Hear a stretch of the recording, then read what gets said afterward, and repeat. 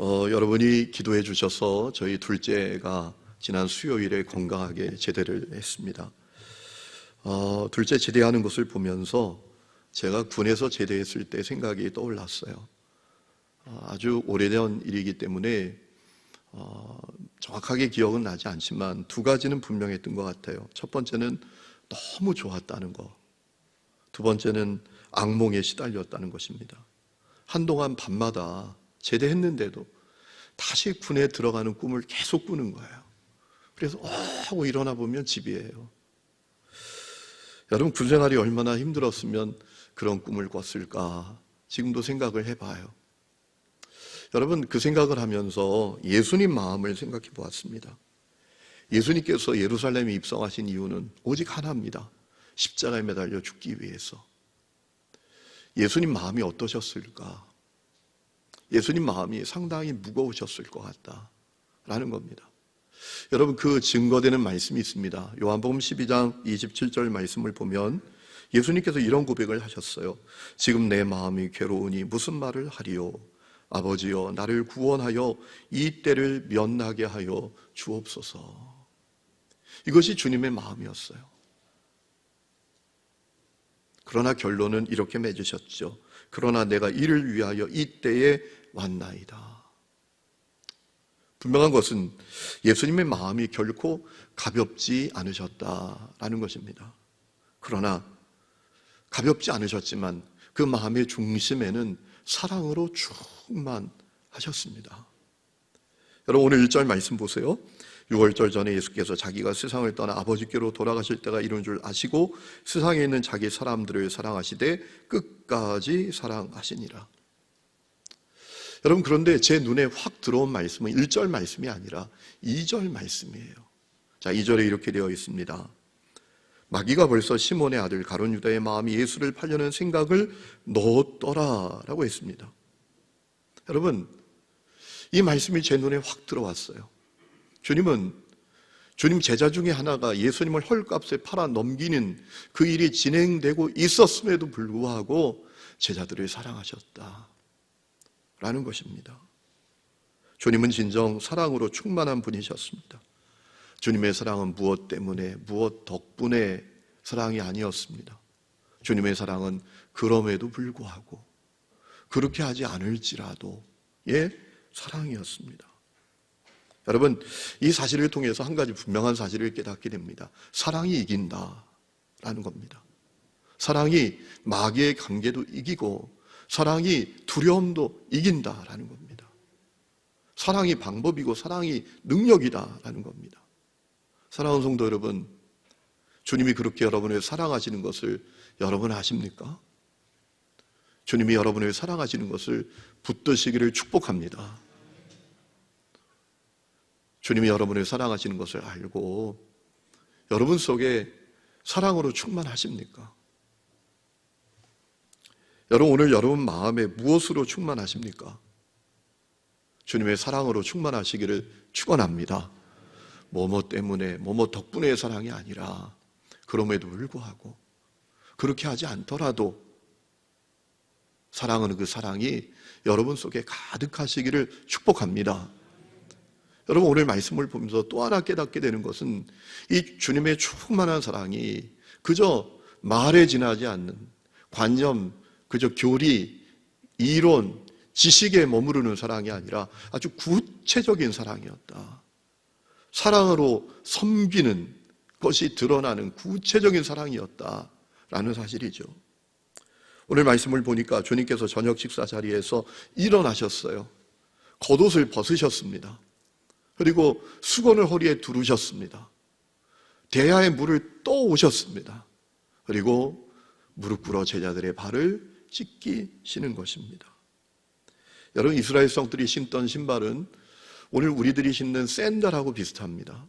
대부분 비포장, 흙길이었기 때문에 이제 거리를 걷다가 집에 들어오면 이 발에 흙, 먼지가 범벅이 됩니다. 그래서 이때 사람들 발을 씻기는 것은 그 집에 있는 노예들 가운데에도 가장 아래의 노예, 가장 비천한 노예가 하는 일이었더라고 해요. 그러니까 우리 주님께서 제자들의 발을 씻으셨다라는 것은 정말 파격적인 사건이었습니다. 여러분, 이 주님이 제자들 발 씻는 것이 얼마나 충격적이었는지 베드로 차례가 되자 베드로가 질색을 하지 않습니까? 내 발을 어떻게 당신께서 씻으십니까? 기겁을 하면서 거절을 했어요. 여러분, 주님을 사랑하십니까? 영상으로 예배 드리는 분들은 대답을 못 하시겠지만 여기 와 있는 분들은 왜 대답을 못 하세요? 주님 사랑하세요? 교회 사랑하십니까? 이웃을 사랑하십니까? 그렇다면 그 사랑은 어떻게 표현되고 있나요? 어떻게 섬김으로 드러나고 있나요? 여러분, 표현되지 않는 사랑, 섬김으로 드러나지 않는 사랑이 진정한 사랑인가요? 헨리 나우엔이라고 우리가 너무나 잘 아는 분이죠. 이분이 장애인 공동체인 라르시라는 공동체에 가서 섬길 때 느낀 게 있대요. 공동체는 말이 아니라 섬김으로 세워지더라라는 거예요. 그 뇌성마비 장애우들, 그들을 씻기고 먹이고 입히고 배설물 치우고 빨래하고 땀 흘려 청소할 때 그 공동체가 세워지더라라는 거예요. 여러분, 주님의 사랑은 그저 말에 지나지 않는 사랑, 관념적인 사랑이 아니었어요. 구체적인 섬김으로 드러나는 사랑이었어요. 오늘 여러분의 사랑은 그와 같습니까? 여러분, 예수님께서 제자들 발 다 씻어주신 다음에 왜 제자들 발 씻어주셨는지 분명하게 말씀하십니다. 13절부터 나오죠. 너희가 나를 선생이라 또는 주라 하니 너희 말이 옳도다. 내가 그러하다. 14절, 내가 주와 또는 선생이 되어서 너희 발을 씻었으니 너희도 서로 발을 씻어주는 것이 옳으니라. 15절, 내가 너희에게 행한 것 같이 너희도 행하게 하려 하여 본을 보였노라. 예수님처럼 발 씻어주는 삶을 살도록 제자들 발 씻어주셨다는 거예요. 예수님처럼 사랑으로 섬기는 삶을 살도록 본을 보여주셨다는 겁니다. 여러분, 14절 말씀에 주목해야 될 말씀이 있는데요, 너희도 발을 씻어주는 것이 옳으니라 라고 했어요. 옳다. 여러분, 이 옳으니라 라는 표현이 어떤 표현인가 제가 원문을 찾아보니까 히라보로 오페일레라는 단어인데 그 직역하면 뜻이 채무, 의무라는 뜻입니다. 여러분, 채무자가 채권자에게 빚을 갚아야 하는 것은 논쟁이 여지가 없는 의무 아닙니까? 반드시 갚아야 되는 것 아닙니까? 그와 같다라는 거예요. 채무자가 채권자에게 빚을 갚아야 되는 것이 논쟁의 여지가 없는 의무인 것처럼 서로 발을 씻어주는 것, 그를 사랑으로 섬기는 것은 논쟁의 여지가 필요 없는 것이다 라고 말씀하셨다라는 거예요. 왜 그럴까요? 아주 중요한 이유가 있어요. 서로 발을 씻어줄 때, 사랑으로 섬길 때 그 사람이 살아나고 세상이 아름다워지고 하나님의 나라도 시작되기 때문입니다. 여러분, 7절 말씀 보시면 주님께서 베드로에게 이런 말씀하셨어요. 내가 너 발 씻어주는 이유를 지금 모르지만 나중에 알게 될 것이다. 이게 무슨 의미입니까? 주님이 얼마나 베드로를 사랑하셨는지를 나중에 알게 된다는 얘기일까요? 뭐 그런 의미도 있겠지만, 그리고 예수님의 보혈의 피로 베드로의 그 죄를 분명히 써주기를 원하셨다라는 그런 의미도 있겠지만, 이런 의미도 있는 건 아니겠어요? 사랑으로 섬기는 것이 사람을 살리고 세상을 아름답게 하고 하나님의 나라를 이루게 하는 것이라는 사실을 네가 분명히 알게 될 것이다 라고 말씀하신 것이란 말이에요. 여러분, 예수님은 당신의 온 생애로 그것을 드러내셨잖아요. 예수님은 하나님이십니다. 근데 그분이 사람이 되셨어요. 낮아지셨어요. 십자가에 매달린 대속제물이 되셨어요. 우리 죄 문제 해결해 주시기 위해서. 여러분 생각해 보세요. 발의 때가 더럽습니까? 죄가 더럽습니까? 발의 때보다 죄가 더러워요. 요즘 N번방, 박사방 얘기가 언론을 뒤덮고 있는데, 여러분, 그들이 저지른 죄를 보면 이 죄가 생각하지도 못할 죄예요. 인간이 얼마나 악해질 수 있는가? 인간이 얼마나 더러워질 수 있는가? 인간의 죄가 얼마나 심각하고 추악해질 수 있는가를 우리에게 보여주잖아요. 여러분, 사람 발에 때가 더럽습니까? 죄가 더럽습니까? 죄가 더러워요.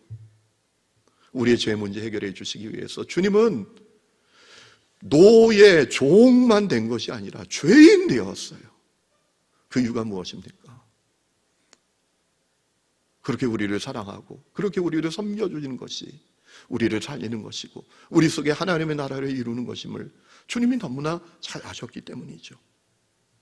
여러분, 16절 말씀에도 주님이 이런 말씀하셨어요.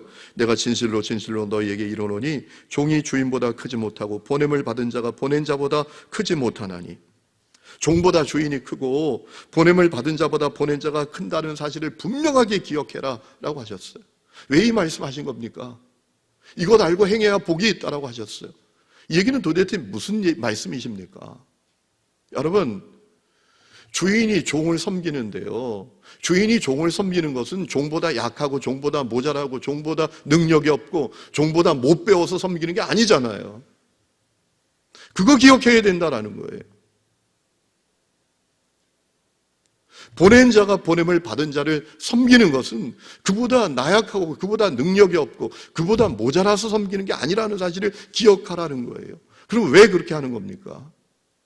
사랑으로 섬기는 그 섬김이 세상을 살리고 이 땅에 하나님의 나라를 이루는 것이기 때문에 그렇게 하는 것이다 라는 사실을 기억하라 라는 말씀이에요. 여러분, 사람들은 아름다운 세상, 살만한 세상을 꿈꿔요. 그럼 어떻게 해야 세상이 아름다워지고 세상이 살만한 세상이 될까요? 사람들이 흔히 하는 얘기가 진정한 민주주의를 이루면 된다. 왜? 민주주의의 최대의 가치가 자유니까. 진정한 민주주의가 이루어지면 이 땅이 살만해지고 세상이 아름다워진다라고 이야기는 하고 합니다. 그래서 사람들이 하는 얘기가 뭐예요? 법률을 만들고 질서를 세우는 일에 몰두하잖아요. 그런데 여러분 생각해 보세요. 이 땅에 법률이 없고 이 땅에 질서가 세워지지 않아서 이 땅이 살만해지지 않는 거예요? 이 땅에 법률이 부족하고 질서가 부족해서 이 땅이 추악해지는 겁니까? 아니에요. 여러분, 이 고시 공부하는 분들 법 책을 보면 상상 이상이에요. 그 공부의 분량이 엄청난 법이 있어요. 법률이 부족하고 질서가 부족해서 세상이 추악해지는 게 아니에요. 여러분, 정말 중요한 것은 따로 있어요. 사랑으로 섬기는 것입니다. 사랑으로 섬기는 것이 필요해요. 세상이 아름다워지려면. 에베소 5장 13절 말씀을 빌리면 사랑으로 서로 종노릇하는 것이 필요해요. 에베소 5장 13절에 이런 말씀이 있습니다. 형제들아, 너희가 자유를 위하여 부르심을 입었지만 그러나 그 자유로 육체의 기회를 삼지 말고 오직 사랑으로 서로 종노릇하라 라고 하셨어요. 여러분, 우리가 이 말씀을 보면서 실망스러운 마음을 가질 수 있어요. 그러니까 또 뭐 종노릇하라는 얘기야. 자유를 주신다더니. 여러분, 우리가 그리스도인들이 믿는 게 뭡니까? 기독교는 역설의 종교다라는 사실을 믿는 것 아닙니까? 여러분, 기독교 안에 놀라운 진리가 숨겨져 있잖아요. 죽으라 그러면 살 것이다. 주라 그러면 풍성해질 것이다. 낮아져라 그러면 높아질 것이다. 종노릇해라 그러면 자유하게 될 것이다. 이게 우리가 믿는 신앙 아닙니까? 그래서 성경은 우리에게 사랑으로 서로 종노릇하라 라고 하시는 거예요. 그럼 어떻게 우리가 서로 종노릇할 수 있을까요? 여러분, 말씀의 답이 있어요. 육체의 기회를 극복해야 합니다. 5장 13절에 이렇게 되어 있어요. 너에게 있는 자유로 육체의 기회 삼지 말고. 여기서 말하는 육체의 기회는 우리 속에 있는 육체의 욕망이에요. 이 육체의 욕망을 극복해야 된다는 것입니다. 여러분, 우리 속에 육체의 욕망이 가득해요. 내 몸이 원하는 욕망, 내 눈이 원하는 욕망, 자랑하고 싶은 욕망 가득합니다. 여러분, 이번에 그 음란한 사이트 방들을 운영하는 운영자들 20대, 30대, 10대 후반의 젊은이들이에요. 어느 심리학자가 왜 그들이 그런 짓을 벌였는지, 그들이 사회적으로 볼 때는, 죄송합니다 이런 표현을 써서, 다 루저라는 거예요. 다 루저들. 그런데 왜 그들이 그런 짓을 저질렀는가? 아주 중요한 이야기를 하더라고요. 그들이 그 방 안에서도, 그 방 안에서만이라도 권력을 행사하고 싶었기 때문이라는 거예요. 방을 만들어 놓고 자기 마음대로 너 나가, 너 들어올 수 있어, 마음대로 할 수 있다라는 거예요. 그 속에 욕망이 있어요. 욕망이. 그 방 안에서라도 권력을 휘두르고 싶은 욕망이 있어요. 여러분, 교회 안에도 그런 일이 벌어져요. 밖에서는 별 볼 일 없이 살면서 교회만 오면 권력을 휘두르고 싶은 분들이 있는 것을 교회에서 많이 보잖아요. 우리 속에 욕망이 있어요. 욕망이. 여러분, 이 욕망이 질기고 무서워요. 그 욕망 때문에 물고 뜯고 거짓말하고 편법 쓰고 불법 저지르고 살아가잖아요. 우리 가운데 육체의 욕망으로부터 자유로운 사람은 아무도 없어요. 우리가 예수님 믿고 죄사함 받은 것이 죄로부터 완전히 자유롭게 된 것은 아니잖아요. 여러분, 에베소 4장을 보면 그런 말씀이 있습니다. 거짓말하지 말라. 에베소 교회 성도들을 향해서 쓰는 편지인데 무슨 얘기입니까? 구원받았지만 거짓말하는 사람들이 있어요. 도둑질하지 말라. 4장 28절에 구원받았지만 도둑질하는 사람이 교회 안에 있어요. 육체의 욕망을 이기지 못하는 거예요. 극복하지 못하는 거예요. 여러분, 이 육체의 욕망은 얼마나 질기고 무섭고 정말 이 안타까운지 모릅니다. 누가복음 22장을 보면 예수님께서 제자들 발 씻어주신 이유가 뭐냐? 주님과 마지막 식사하는 그 자리에서 제자들이 서로 누가 크냐? 이거 가지고 논쟁했기 때문에 주님께서 제자들 발 씻어주신 것이라고 누가는 우리에게 알려주고 있어요. 우리 속에 있는 욕망이 이게 정말 문제입니다. 그러면 우리 속에 가득한 이 욕망을 어떻게 극복할 수 있는가? 말씀의 답이 있어요.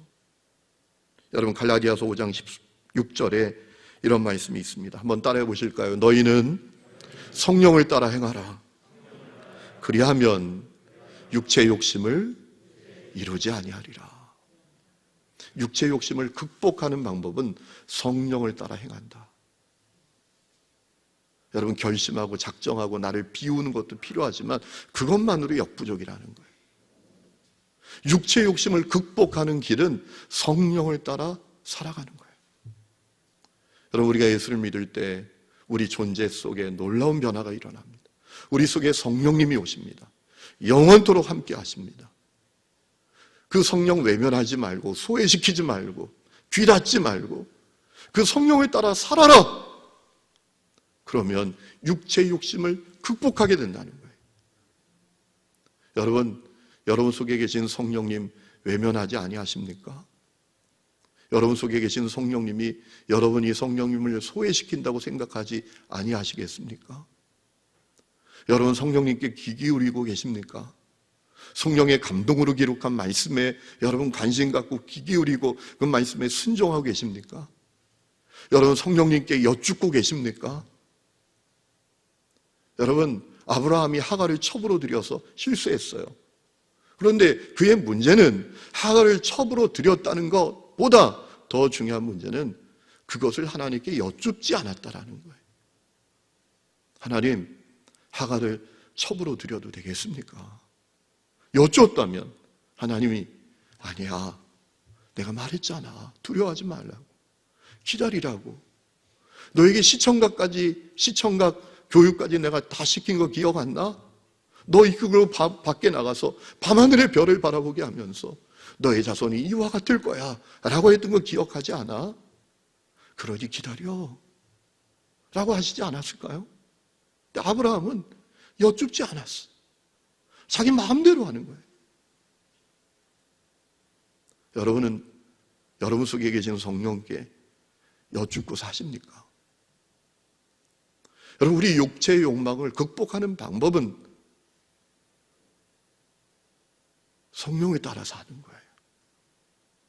다시 한번 제가 읽어드립니다. 너희는 성령을 따라 행하라. 그리하면 육체의 욕심을 이루지 아니하리라. 우리가 성령을 따라 살면 육체의 욕망을 이기고 사랑으로 섬기며 살 수 있습니다. 사랑으로 섬기는 것만이 사람을 사람되게 하고 세상을 아름답게 하고 이 땅에 하나님의 나라를 이루는 것입니다. 그래서 주님이 서로 받을 씻으라, 씻겨라 라고 하시면서 발 씻기는 것을 보여주셨던 거예요. 근데 여러분, 교회가 발 안 씻었던 게 아닙니다. 발 안 씻겨줬던 게 아닙니다. 어거스틴에 의해서 발 씻기는 것이 의식으로 자리 잡고 세종 목요일이 생겨났습니다. 지금도 로마의 교황은, 카톨릭의 교황은 발 씻는 일을 의식처럼 합니다. 개신교도 발 씻는 것을 합니다. 근데 주님은 의식으로, 예식으로 하라고 하신 게 아니잖아요. 우리의 삶의 자리에서 발을 씻는 삶을 살아라. 사랑으로 섬기는 삶을 살라고 말씀하신 거잖아요. 그거 깨닫고 회복해야 돼요. 안타깝게도 발 씻어주는 것, 사랑으로 섬기는 것이 이제는 교회 공동체의 존폐 문제와도 연결되고 만 것 같아요. 여러분, 이번 코로나 사태로 인해서 개신교가 세상으로부터 너무나 이기적인 집단으로 공격받고 있어요. 비난받고 있어요.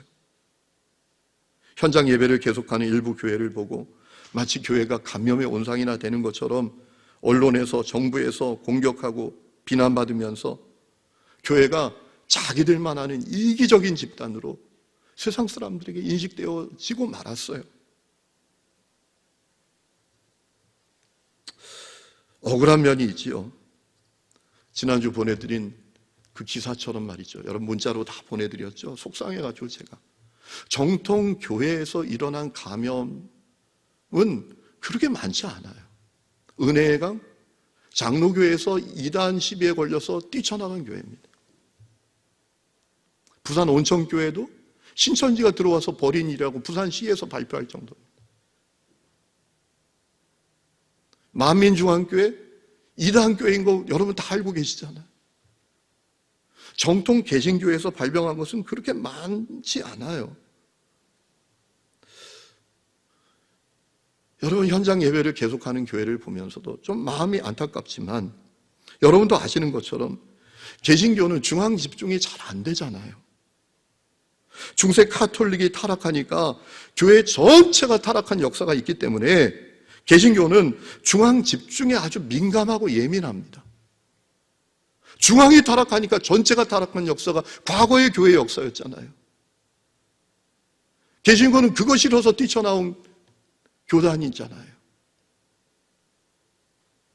여러분, 사실 중앙 집중이 아니었기 때문에 교회가 생명력을 유지할 수 있었던 면도 있습니다.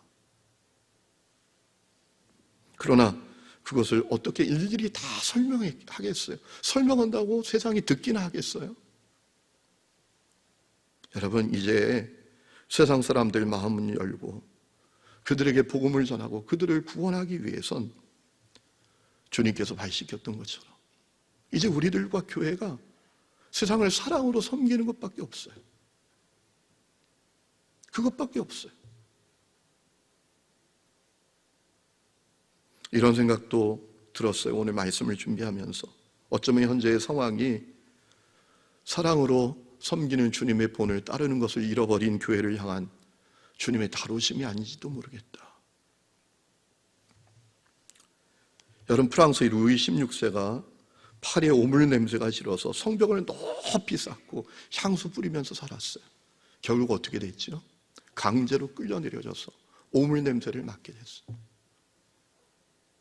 오늘 한국교회가 그와 같지 않을까? 사랑으로 섬기는 것을 잃어버렸기 때문에 주님께서 이제 강제로라도 교회가 그렇게 되도록 하게 하시는 게 아닌가? 그것밖에 없잖아요. 교회가 여러분이 삶의 자리에서 사랑으로 섬기는 것 아니라면 사람들이 예수를 인정이나 하겠어요? 교회를 인정이나 하겠어요? 여러분이 믿는 복음에 대해서 관심이나 갖겠어요, 이제? 여러분, 주님은 교회가 세상의 빛이라고 하셨습니다. 여러분, 자기를 태우지 않고 어떻게 빛을 낼 수가 있겠어요? 아니, 불 붙지 않은 초가 100년을 산다고 해도 그것이 산 것이라고 할 수 있겠습니까? 초가 제 머리에 불을 붙여서 자기를 태워 주위에 빛을 발할 때 비로소 초로서의 삶이 시작이 되는 것 아니겠어요? 여러분, 한국교회와 우리들은 그동안 세상의 빛이 아니라 욕망의 노예처럼 살아온 면이 분명히 있습니다. 욕망이 뭡니까? 나만 잘 되면 그만이라는 거잖아요. 그게 욕망이죠. 사랑이라는 게 뭡니까? 너도 잘 되기를 바란다. 이웃도 잘 되기를 바란다. 그게 사랑 아닙니까? 그 사랑이 공수표가 되지 않기 위해서 희생이 필요하고 섬김이 필요하고 사랑으로 종노릇하는 것이 필요하죠. 그런데 우리들은 그동안 사랑이 아니라 욕망의 노예처럼 달려온 면이 있어요. 나만 잘 되면 되지 뭐. 우리 집만 잘 되면 되지 뭐. 우리 교회만 잘 되면 되는 거 아니야? 우리 교단만 잘 되면 되지 뭐. 이런 모습이 우리에게 있었단 말이에요. 그래서 교단마다 교인들 뻥튀기 하잖아요. 우리 교단만 잘 되면 되지. 마케팅하는 거죠. 관심 갖도록, 사람들이 주목하도록.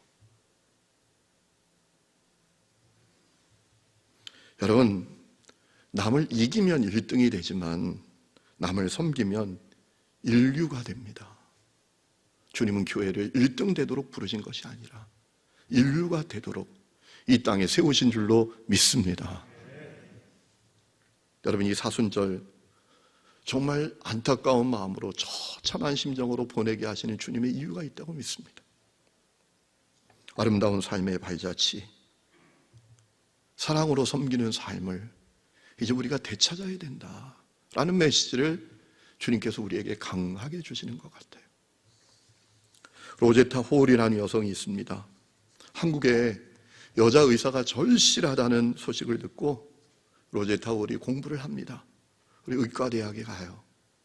의과대학 졸업하고 뉴욕에 있는 병원에서 실습을 합니다. 같은 병원에서 근무하는 멋진 남자 의사를 만나게 돼요. 윌리엄 제임스 홀이라는 분이에요. 의사였어요. 이 윌리엄이 로제타에게 반했습니다. 그래서 청혼을 했습니다. 그런데 이 윌리엄은 중국 선교사로 가기를 소원했던 사람이었어요. 근데 로제타는 조선을 너무 사랑했고 조선으로 가고 싶고 조선에 오기로 결단했기 때문에 그 청혼을 받아들이지 않아요. 당신은 중국으로 가야 될 사람이고 나는 조선 한국으로 가야 될 사람이다. 그래서 1891년 12월 이 로제타 홀이 감리교 선교사로 이 한국 땅에 왔어요. 그 뒤에 이 윌리엄도 선교 본부를 찾아갑니다. 나 중국 안 가고 한국 갈게요. 사랑하는 여인이 한국으로 갔으니까 나 중국에 가는 거 취소하고 한국 가겠습니다. 이렇게 변경을 한 다음에 그도 이제 한국에 옵니다. 1892년에 한국에 와서 두 사람이 결혼을 해요. 놀라운 것은 그것이 한국 최초의 서양 결혼식이었어요. 결혼한 다음에 아들 셔우드 홀을 낳게 됩니다. 남자 아이였어요. 윌리엄이 평양 선교 개척자로 임명을 받습니다. 그래서 평양에 가족들과 함께 떠나게 됐습니다. 가서 광성고등학교 세우고 지금 광성고등학교의 전신인 광성학당을 세우고 또 병원 사역을 하면서 복음을 전했어요. 그런데 그해 7월에 청일전쟁이 일어나고 평양이 전쟁터로 변했어요. 남의 나라 땅에서, 한국 땅에서 청나라와 일본이 전쟁을 벌여서 수많은 사람들이 죽어가는 거예요. 그러니까 선교사들이 다 평양을 떠나요. 외국인이 다 평양을 떠나요. 그런데 이 제임스 홀 선교사는 가족들만 서울로 보내고 자기는 끝까지 안 떠나고 남아서 전쟁터에서 병든 사람들, 다친 사람들 치료하다가 자기도 발진 티푸스에 걸려서 한국에 온 지 2년 만에 하나님의 부름을 받아요. 그 당시에 둘째 아기 임신 말기였던 로제타는 남편이 죽은 것에 대해서 충격을 받고 미국으로 떠납니다. 미국에서 둘째 딸을 출산하게 되었죠. 어느 날 남편이 파송받은 교회에 가서 예배를 드리다가 주님의 음성을 들었어요. 사랑하는 딸아, 너 남편이 이루지 못한 조선 사랑을 네가 이루어라. 너 남편이 이루지 못한 조선 사랑을 네가 이루어라. 그래서 이분이 어린 아들과 딸 데리고 다시 한국에 와요. 그런데 도착한 지 얼마 안 돼서 둘째 그 딸이 풍토병으로 죽었어요. 얼마나 큰 충격이었을까요? 그래서 그 딸을 남편 곁에 묻으면서 기도했어요. 하나님, 사랑하는 내 아들 셔우드 홀과 한국에서 오랫동안 사역할 수 있도록 도와주세요. 한국에 와서 남편도 죽고 딸도 죽었는데 아들 하나 남았잖아요. 그 아들과 한국에서 오랫동안 사역할 수 있도록 하나님 도와주세요. 이 기도를 드렸다라는 거예요. 그래서 그 뒤에 남편이 세운 평양 홀 기념병원에서 근무를 합니다. 여성 환자를 위한 광해 여원도 개원을 했습니다. 한국의 최초의 맹인 학교도 설립을 했습니다. 박점동이라는 여인을 공부시켜서 유학시키고 한국 최초의 여의사로 만들기도 했습니다. 이화여대 부속병원을 설립을 하고 고대 고려대학교 의과대학의 전신인 경성여자의학전문학교도 세우게 되었습니다. 그리고 85세에 하나님의 부름을 받아서 양화진 남편 곁에 묻히게 됐어요. 이제 아들 하나 혼자 남은 거예요. 셔우드 홀. 이 아들 셔우드 홀이 한국 최초의 여의사, 자기 어머니가 의사로 만든 그 박에스더, 이름을 에스더라고 바꿨는데요. 이 박에스더가 어느 날 결핵으로 죽어요. 거기에 대해서 충격을 받아요. 그래서 의학을 공부하기로 결심하고 미국으로 가서 의학을 공부해요. 그리고 한국으로 다시 돌아와서 결핵 환자를 치료하면서 복음을 전하면서 살기 시작했어요. 결핵 협회를 만들고 크리스마스 실도 만들게 됐어요. 그렇게 한국을 사랑하고 한국을 섬기니까 일본이 너무 싫어해서 이 셔우드홀을 추방해요. 한국에 들어올 수 없으니까 이분이 인도에 가서 사역을 하게 됩니다. 그러다가 은퇴하고 캐나다에서 살던 가운데 그의 나이 91세 되었을 때 한국 결핵협회에서 초청을 해요. 한국에 오시라고. 그래서 이분이 한국에 돌아오죠. 아버지가 세운 광성고등학교, 거기서 예배하던 가운데 이 닥터 셔우드 홀 선교사님이 눈물의 고백을 합니다. 나는 여전히 한국을 사랑합니다. 제가 죽거든 절대 나를 미국이나 캐나다에 묻지 마시고 내가 태어나서 자랐던 사랑하는 이 나라, 또한 내 사랑하는 아버지와 어머니와 누이 동생이 잠들어 있는 이 나라, 한국 땅에 묻어주시기를 바랍니다 라고 눈물을 흘리면서 고백을 해요. 그리고 98세가 되었을 때 숨을 거두어서 아버지, 어머니, 자기 동생이 묻혀있는 그 양화진에 묻히게 됩니다. 사랑하는 성도 여러분, 이 나라는 사랑으로 섬기는 사람들을 통해서 세워진 거예요. 그게 교회였어요. 여러분 각 사람이 삶의 자리에서 섬기는 사랑으로 사랑하는 삶의 발자취를, 그 아름다운 삶의 발자취를 남길 수 있기를 주의 이름으로 축원합니다.